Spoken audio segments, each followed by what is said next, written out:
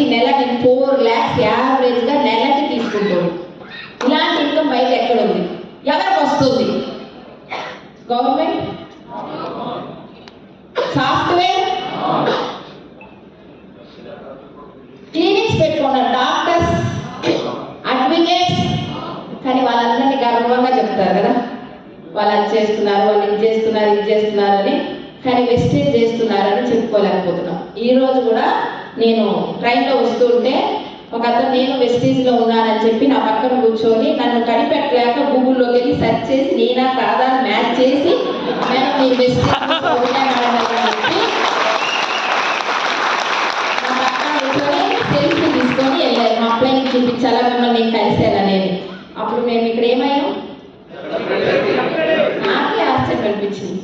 ఈ శారీ కట్టుకొని వస్తే ఇట్లానే ఉన్నాయని చెప్పి ఈరోజు నేను శారీ కట్టుకోక రాకపోయినా కూడా కనిపెడుతున్నారు. ఆ విధంగా వెస్టేజ్ ఎదిగిపోయింది. ఈ ఇన్కమ్ ఇక్కడ తాగుతుందా? ఇది ఉందో లేదో మాకు తెలియదు. ఇంత ఇన్కమ్ వర్క్ చేసాం, ఉంది అని తెలిసిన తర్వాత ఎలా ఉంటుంది ఇంకా వర్క్? నిద్ర వస్తుందా? పిల్లలకి ఇంకా ఎలా ఉంటుంది? ఇంట్లో సపోర్ట్ ఎలా ఉంటుంది?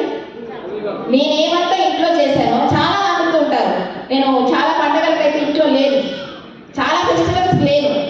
అక్కడ వాళ్ళు పక్కన వాళ్ళు ఏదేదో చేసుకుంటే తీసుకొచ్చి ఇచ్చేసి వెళ్ళిపోయేవాళ్ళు. ఇంటి ముందు ముగ్గు కూడా